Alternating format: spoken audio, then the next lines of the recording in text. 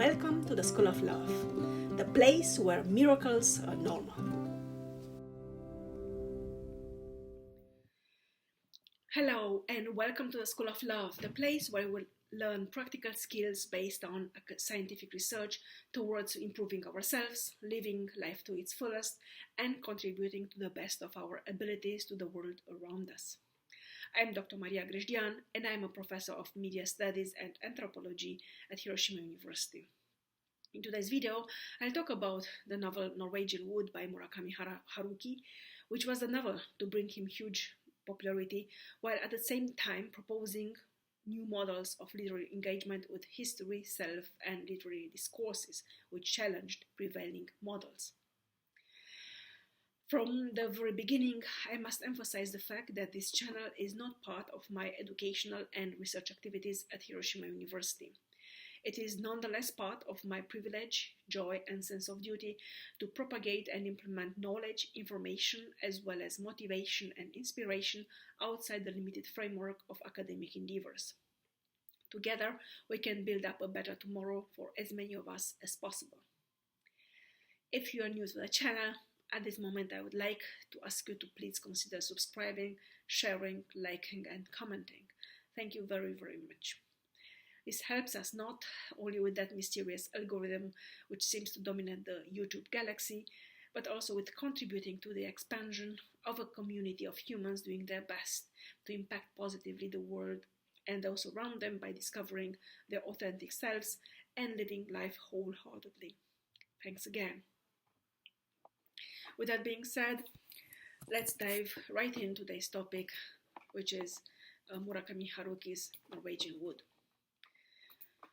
In today's video, I divided today's video in 5 segments. The first one being Murakami Haruki and a couple of biographical data, followed by major characteristics of the novel Norwegian Wood, by an analysis of the characters of Norwegian Wood, and then number 4, comparative analysis in international context, and finishing with a description of its significance.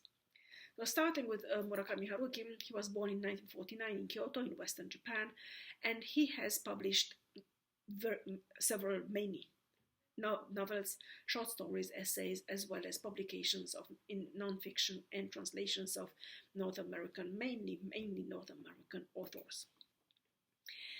Among his, I deal mainly with his novels, and among his novels, there are 3 which are have been very impactful. The first one being Norwegian Wood, published in 1987, in Japanese Norway no Mori, and which can be summed up in the words of The Sound of Loneliness.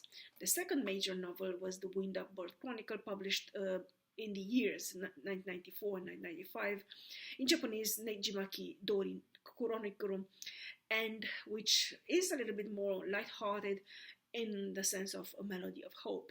And the third major novel, or his magnum opus, or Murakami's magnum opus, is Ichikyu Hachi-on, or 1Q84, published between 2009 and 2010, probably one of the most influential, impactful novels in modern Japanese literature, which again opens new pathways for literary discourses, and while encompassing what might be labeled the resonance of love.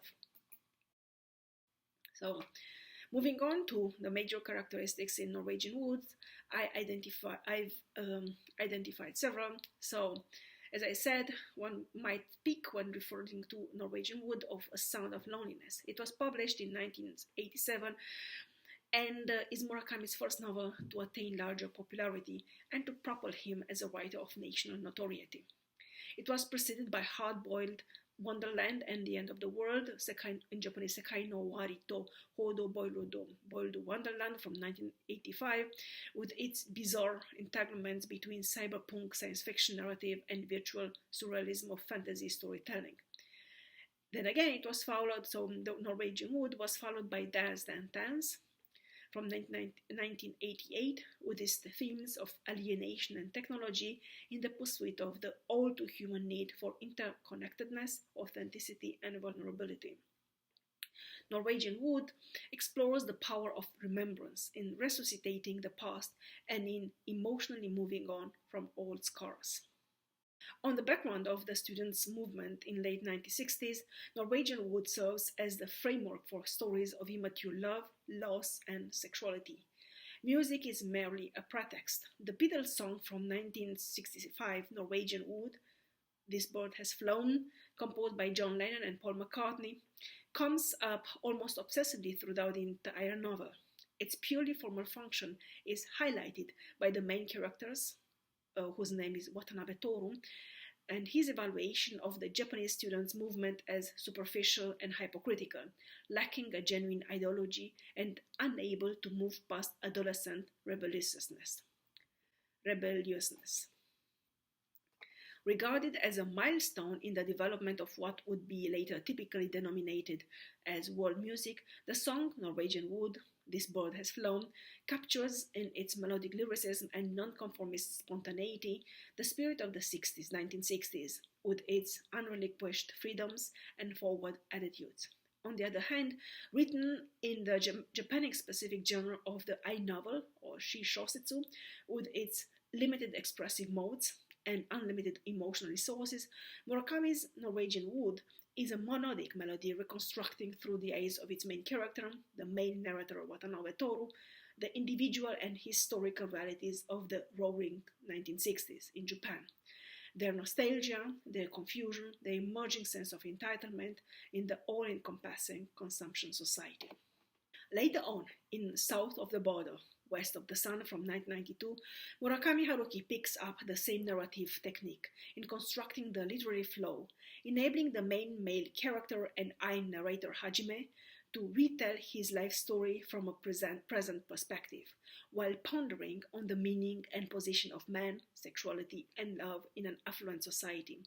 The title of the novel itself is a combination of a song sung by Nat King Cole, lacking any sources that he might have ever recorded it, and an Inuit syndrome called Piblokto, or Arctic Siberian hysteria.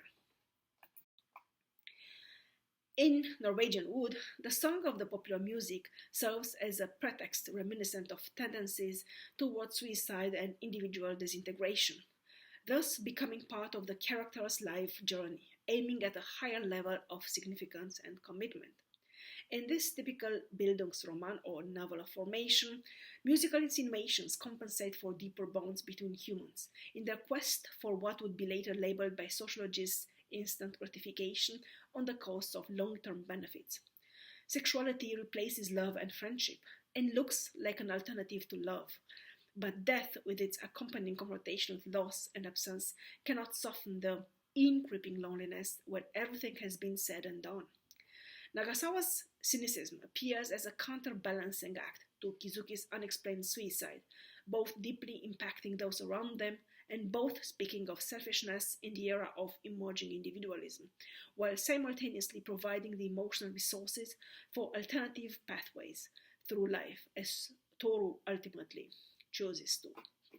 Watanabe Toru's oscillation between the jazz-era lofty novel, as represented by F. Scott Fitzgerald's The Great Gatsby from 1925, and the monumental music in words Bildungsroman, which is Thomas Mann's The Magic Mountain, or The Zauberberg in German, from 1924, as well as the brief recollection of Hermann Hesse's Beneath the Wheel, Unterm Rad, in German, from 1906, with its tragic story of personal failure, despair, and suicide, help him, so the main character from Norwegian Wood, Watanabe Toru, find his own pathway in life.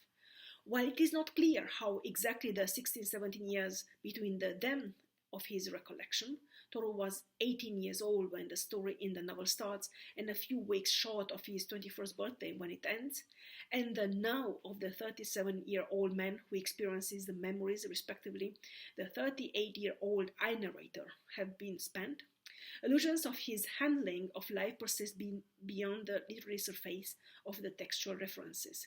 He seems to be unhappy, a sort of globe-trotting journalist, coming across as a lonely wanderer without any open emotional connections, possibly tired and terribly bored. However, unlike Fitzgerald's own Mann's or even Hesse's novels, which might be regarded as great anti-Bildungsromane of modernity due to the fact that their main characters die at the end of the novels instead of living on and actively pursuing existences in which they apply the lessons learned during their years of preparation, of pilgrimage, Murakami's character Torun moves incessantly through life on a broken trajectory, very distantly reminding of Hermann Hesse's other great Bildungsroman, Das Glasperlenspiel, or in English, The Glass Bead Game, published between 1931 and 1943. Its music master, so the music master from Glasperlenspiel, serves as a spiritual mentor to the child who becomes the great Magister Ludi, or master of the game, Joseph Knecht.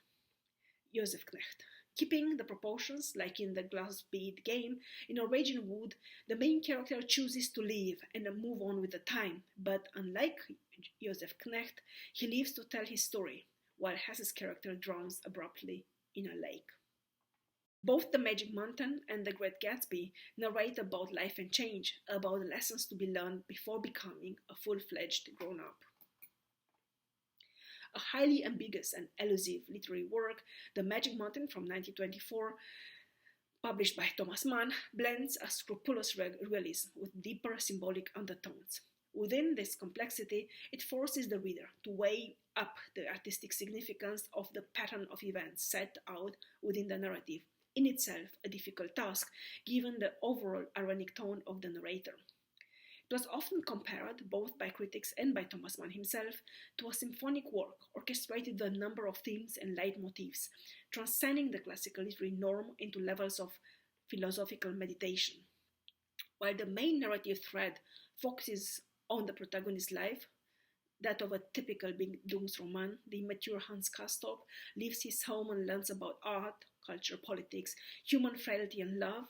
Embedded within his vast novel are extended reflections on the experience of time, music, nationalism, sociological issues and changes in the natural world.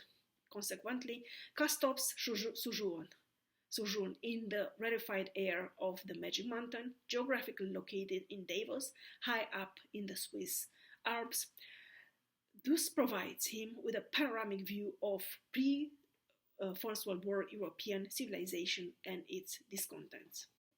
On the other hand, while The Great Gatsby from 1925 by F. Scott Fitzgerald might be seen as a cautionary tale of the decadent downside of the American dream, it also deals with the limits and realities of America's myth of social and class mobility, as well as the inevitably hopeless lower class aspirations to rise above the stations of their birth. Using elements of irony and tragic ending, The Great Gatsby delves into themes of excesses of the rich and recklessness of youth. It clearly shows Fitzgerald's disillusionment with the American dream, a concept he himself seemed to have come to be associated with more than any other writer of the 20th century, encompassing love, freedom, and the pursuit of happiness in the context of the hedonist jazz age. Again, a name for the era which Fitzgerald claimed to have coined. Gatsby's failure to realize that the American dream resides in its very existence purely in the minds of those as materialistic as himself is a metaphor for those who resist change and authentic progress.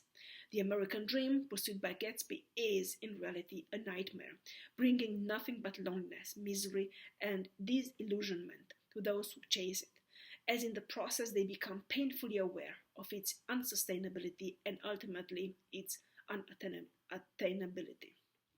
In addition, The Great Gatsby explores societal gender expectations, exemplifying in Daisy Buchanan's character the marginalization of women in the East Egg social class that Fitzgerald depicts.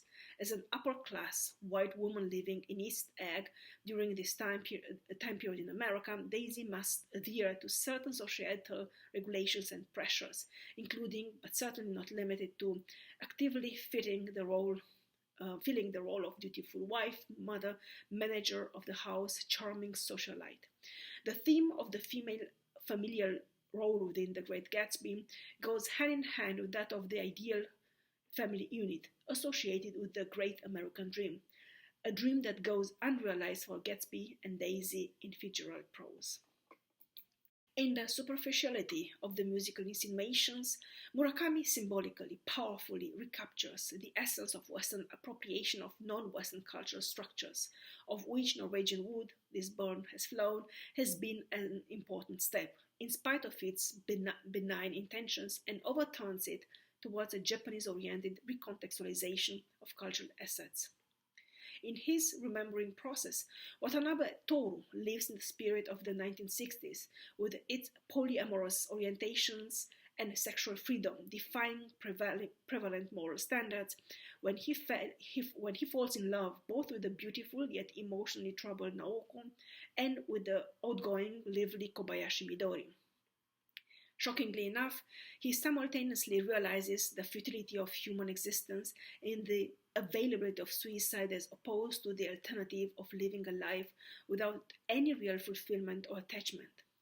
8 years after Tanaka Yasuo's novel Somehow Crystal, or in Japanese Nantonaku Crystaru from 1980, which gave the input to the so-called Crystal Kids, or Japanese yuppies, with their superficial yet attractive lifestyle and lack of individual commitment to any genuine life goal or endeavor, Murakami Haruki's Norwegian Wood is a penetrating coming-of-age novel in an era of limitless possibilities and vanishing human depth.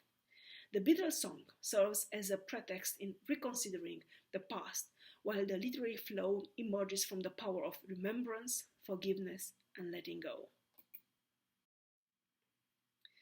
Thank you for listening to me today.